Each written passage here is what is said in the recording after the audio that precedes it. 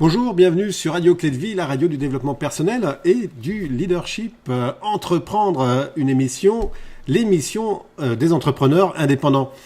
C'est une émission qui se fait avec Jean-Philippe Ackermann. Bonjour Jean-Philippe.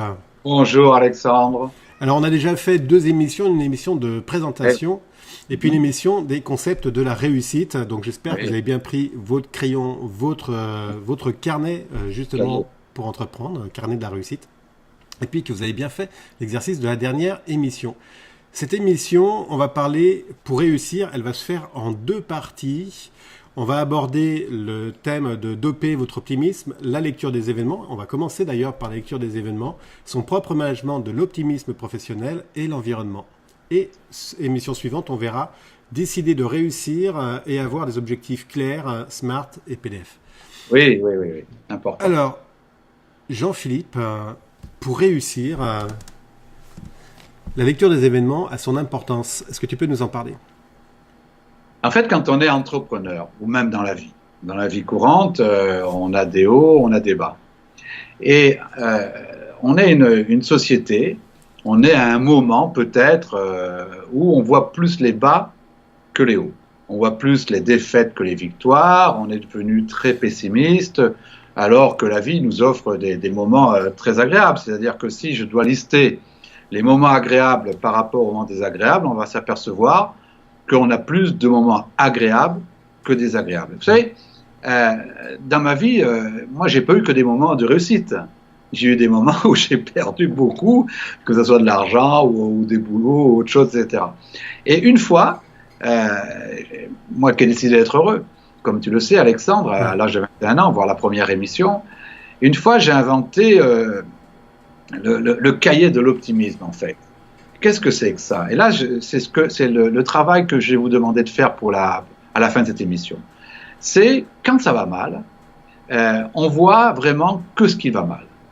Et on a un événement qui surgit, et cet événement-là devient, je dis souvent, l'événement qui cache la forêt des bonnes nouvelles. Et donc, j'avais inventé le cahier des bonnes nouvelles. Ça veut dire que tous les jours, le soir, je rédige tout ce qui a été bon dans la journée. Vous savez, ce qui a été bon, c'est parfois le chant d'un oiseau, c'est parfois une émission enregistrée comme on est en train de faire, c'est parfois le sourire de votre conjoint, c'est parfois le bonjour de votre voisin, et tout ça, c'est ce qu'on appelle des bonnes nouvelles. Ouais. Et quand on est ouvert aux bonnes nouvelles, on voit plus souvent les bonnes nouvelles que les mauvaises nouvelles. Donc, si vous êtes plutôt de caractère pessimiste, si vous pensez que la vie, vous avez que des événements négatifs, ouvrez ce cahier des bonnes nouvelles. Alors, qu'est-ce que ça veut dire, ça ? Ça veut dire que au quotidien, nous vivons des événements. Au quotidien. Notre vie est faite d'événements. Cet événement-là, est-ce qu'il est heureux ou est-ce qu'il est malheureux ? Il n'est rien du tout, l'événement. L'événement est neutre. C'est ma lecture de l'événement qui va en faire sa force. C'est la lecture de ma propre réalité par rapport à ma culture, par rapport à mes croyances, par rapport à ce qu'on m'a inculqué, qui va faire que l'événement devient quelque chose de négatif ou de positif, devient une menace ou une opportunité, me fait devenir pessimiste ou optimiste. Je dirais même tous les événements, même les plus graves. On en vit en France, on a vécu des événements très graves, et là on peut se dire, je suis pessimiste. Non, c'est comment par rapport à cet événement, je peux donner une lecture optimiste pour modifier le futur en fait, pas pour rester, parce que l'événement, il s'est passé. Mais des événements comme ça, on est bien d'accord, même si ça fait mal, il n'y en a que 2, ou parfois 0, ça fait des années qu'on n'a pas eu d'événements comme ça. Mais tous les jours, on a un événement. Quand je suis au travail, je peux avoir un événement qui est un client qui me dit non, monsieur Ackermann, on n'a pas envie de votre conférence, qu'est-ce que je fais ? Je me dis quoi ? Si je suis pessimiste, je vais dire ce gars, il ne comprend rien. Ouais, ça fait un moment. Si je suis optimiste, je vais dire ok, je me remets en cause sur quoi ? Et ce qui est important, c'est que c'est notre état d'esprit qui va modifier notre futur. Ce n'est pas l'événement. L'événement, c'est la traduction de l'événement. Et je vous ai parlé de la première émission du décès de ce général que j'aimais bien. C'est devenu une opportunité parce que j'ai décidé d'être heureux. Je Je vous ai parlé de cette société mutualiste que j'ai reprise, qui était en faillite. C'est devenu une opportunité parce que j'ai décidé de la reprendre. Et vous voyez, et dans les deux cas, c'est ma lecture de l'événement qui a fait que j'ai orienté ma vie de façon positive plutôt que de l'orienter de façon négative. Est-ce que c'est compliqué?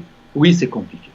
Oui, c'est compliqué. C'est Alain, le philosophe du bonheur, qui nous dit le pessimisme est d'humeur et l'optimisme est de volonté. Il faut de la volonté pour être optimiste. Parce que nous sommes entourés d'un environnement médiatique négatif. On nous dit que ce qui va mal. Et c'est plus facile pour un cerveau de se laisser aller et de dire, tu vois, ça va mal, c'est compliqué, etc.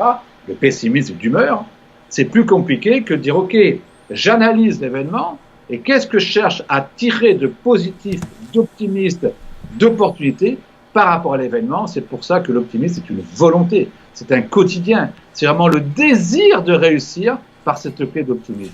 C'est un état d'esprit qui se travaille aussi. Hein. Alors, voilà, ça se travaille.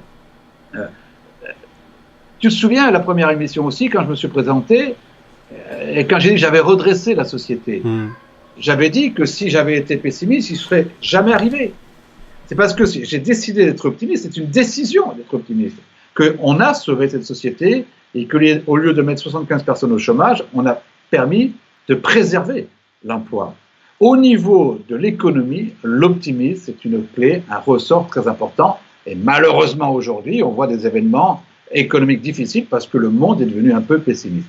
Alors, c'est un travail au quotidien, c'est un travail constamment, et c'est un travail qu'il faut faire.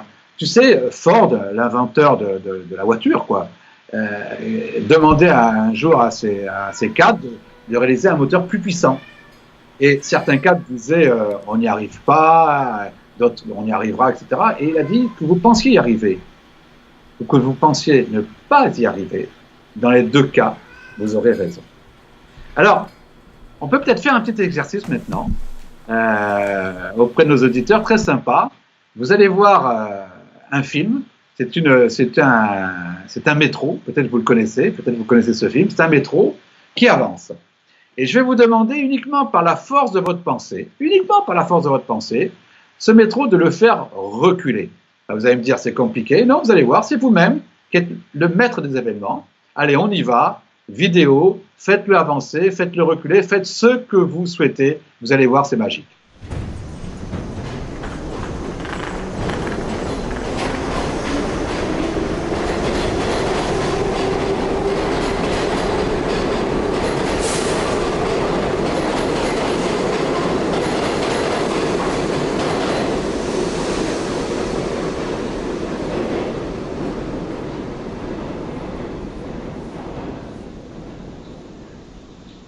Alors, vous avez vu la vidéo? Est-ce que tout le monde a réussi à faire reculer ce métro? Est-ce que vous êtes amusé à le faire reculer, à le faire avancer? Alors, je vais être clair. Parfois, certaines personnes n'y arrivent pas. Alors, on va le refaire. Ça dure 20 secondes. Hein. Vous avez vu, vous l'avez déjà vu. Allez, tout le monde se dit, allez, je le fais reculer, je le fais avancer. C'est vous qui maîtrisez ce métro. Allez-y. Top, c'est parti.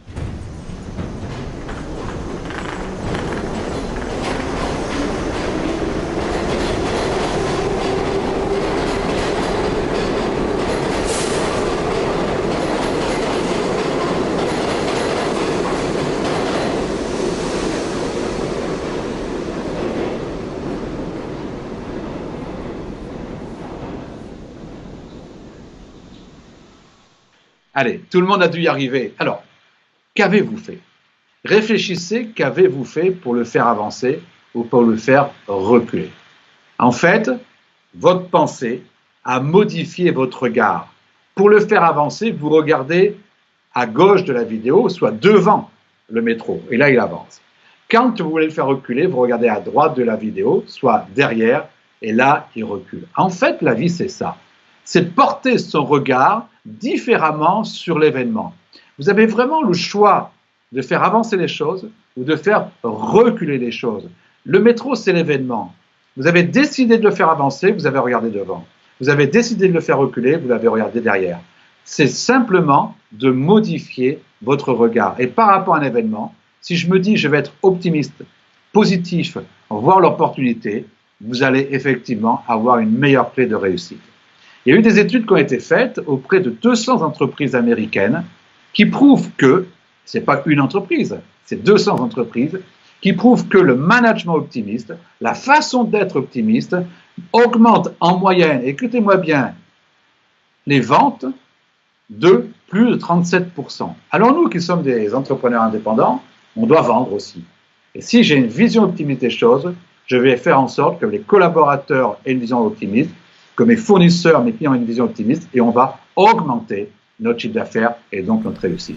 Parce que ça marche avec tout ton entourage en fait. Le fait que tu changes ta vision, que tu sois optimiste, joue aussi sur ton entourage.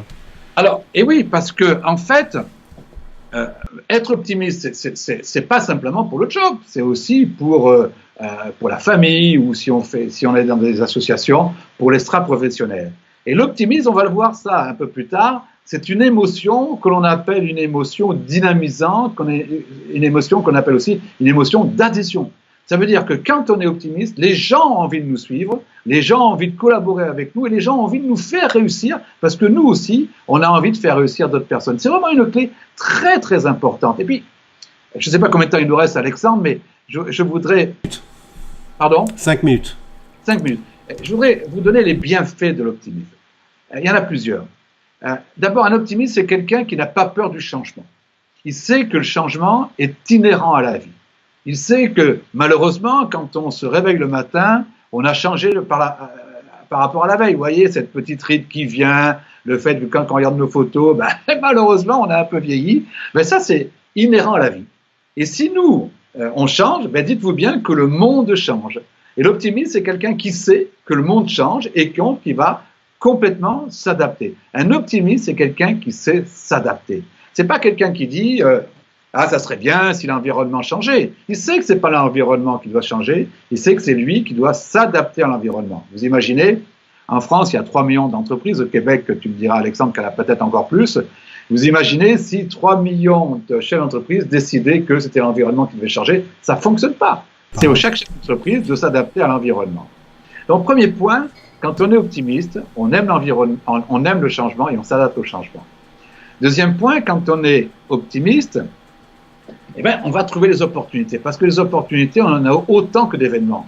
Mais je peux me dire, tiens, lui, il est chanceux. Non, lui, c'est quelqu'un qui est optimiste et qui regarde les opportunités. Et regardez, de nouveau, ma vie a été faite d'opportunités. Je n'étais pas destiné à être ce que je suis. Je n'étais pas destiné à avoir les postes que j'ai eus. Mais chaque fois, je me suis dit, ça, c'est une belle opportunité pour faire quelque chose, pour créer.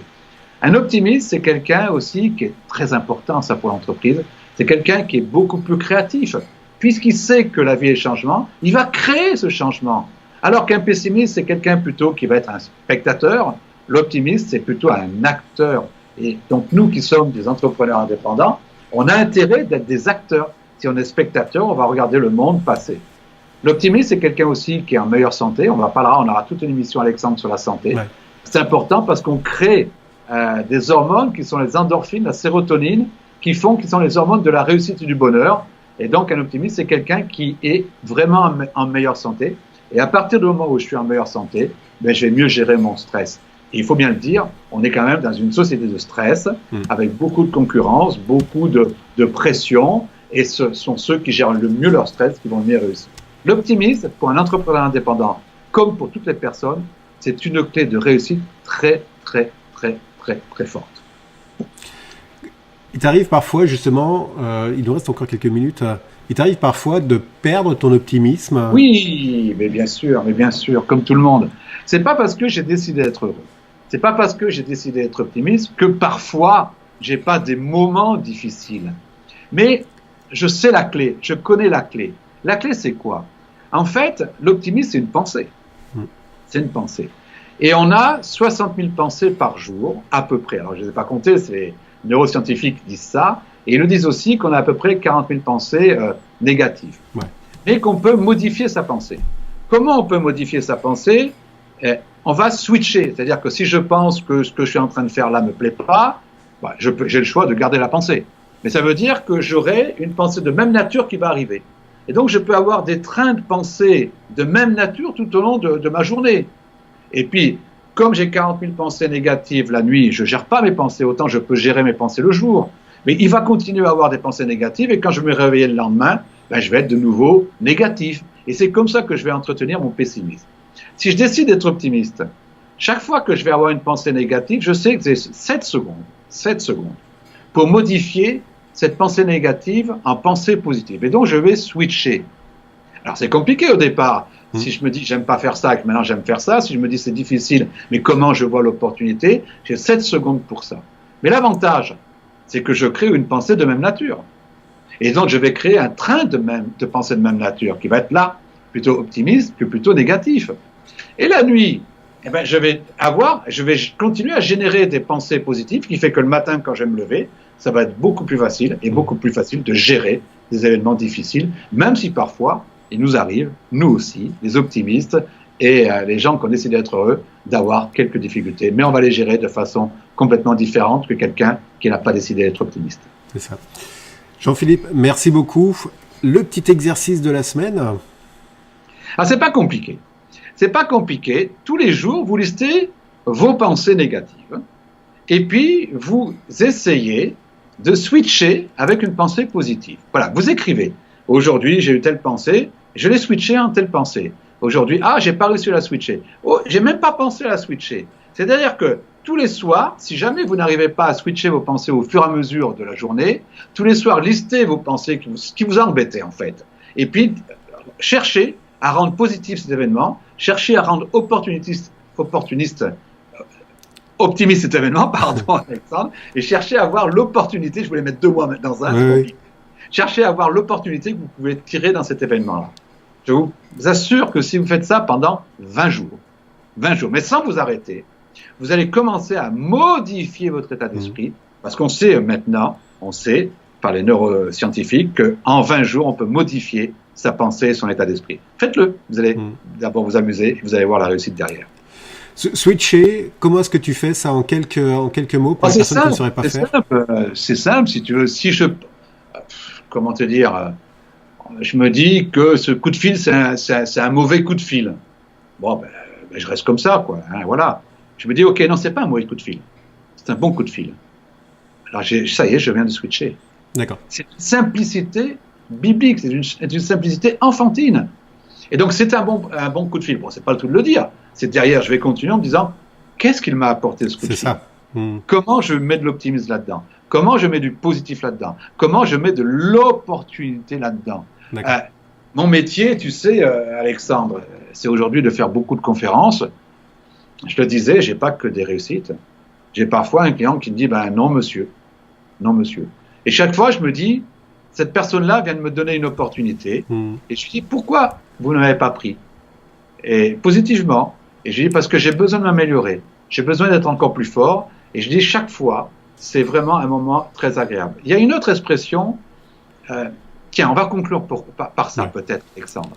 C'est ma conviction, c'est que jamais je perds. Soit je gagne, soit j'apprends. Ah, j'adore cette phrase.